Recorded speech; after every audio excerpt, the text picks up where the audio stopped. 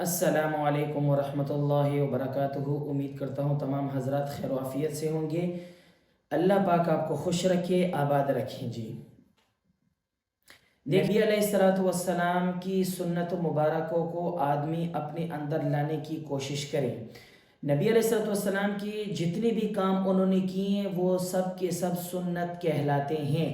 اگر ان کو ہم اپنی زندگی میں لے کر آئیں گے تو واللہ ہماری زندگی بھی بہتر سے بہتر ہی ہو جائے گی۔ اب اس میں آدمی یہ نہیں کہہ سکتا کہ بھئی میری زندگی کیسے بہتر ہوگی، حالانکہ وہ تو پچھلے دور میں گزرے ہیں، آج کل تو دور ہی کچھ اور ہے، سمجھ میں آئی؟ تو یہ طریقہ کار نہیں ہے۔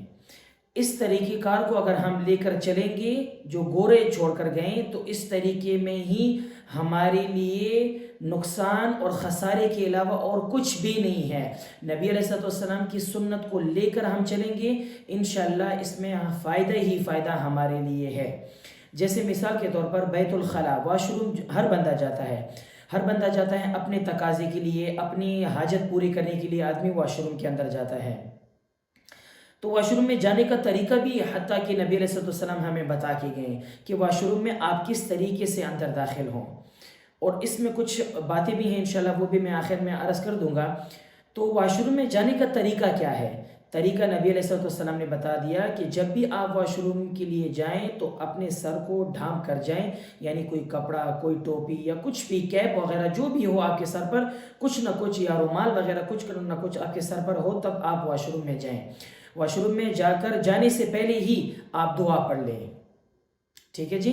اللہم انی اعوذ بک من الخبث والخبائث، کیونکہ ہمارے جو واش روم وغیرہ ہوتے ہیں یہ جنات کے ٹھکانے ہوتے ہیں، سمجھ میں آئی؟ تو جیسے آدمی واش روم کے اندر داخل ہو جائے، نبی علیہ السلام نے طریقہ کار بھی بتا دیا کہ کس طریقے سے بھی بیٹھنا ہے۔ اب اس میں کوئی بندہ یہ نہیں کہہ سکتا کہ نعوذ باللہ یہ کام تو غلط ہے، ایسے کام تو نہیں۔ اگر نبی علیہ السلام ہمیں یہ طریقہ کار نہ بتاتے تو پھر ہر بندہ جا کر پتہ نہیں کس حیت میں بیٹھتا۔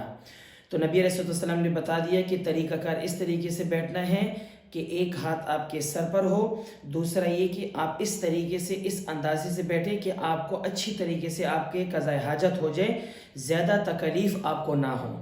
تو پھر باہر جب نکلنے کا طریقہ کار کیا بتایا؟ جب باہر نکل جاؤ تب دعا پڑھنی ہے کہ غفرانک الحمدللہ الذی اذھب عنی الاذی وعافانی۔ اس کی ترجمے کا اگر آپ غور کریں تو انشاءاللہ آپ کو اندازہ ہو جائے گا کہ کتنی پیاری پیاری دعائیں ہیں نبی علیہ السلام نے ہمیں بتائیں۔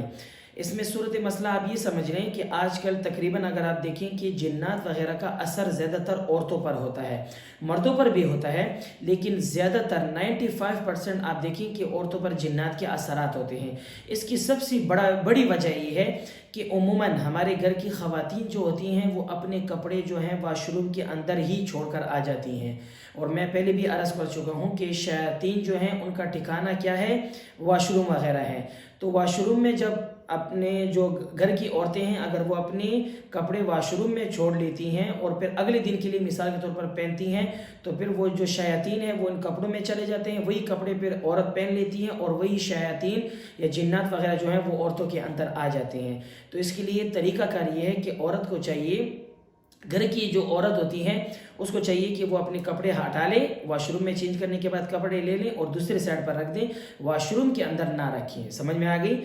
تو یہ ایک صورت مسئلہ بہت ہی اہم میں سمجھ رہا تھا، میں نے کہا یہ آپ لوگ کے ساتھ بھی یہ شیئر کر دوں۔ تو نبی علیہ السلام کی ہر ایک سنت کو انشاءاللہ جب ہم فالو کریں گے انشاءاللہ اس کے ساتھ ہماری دنیا اور آخرت دونوں ہی سنور جائیں گی۔ اللہ تعالیٰ مجھے اور آپ کو نبی علیہ السلام کی سنتوں پر عمل کرنے کی توفیق عطا فرمائے۔ وآخر دعوانا ان الحمد للہ رب العالمین۔ السلام علیکم ورحمۃ اللہ وبرکاتہ۔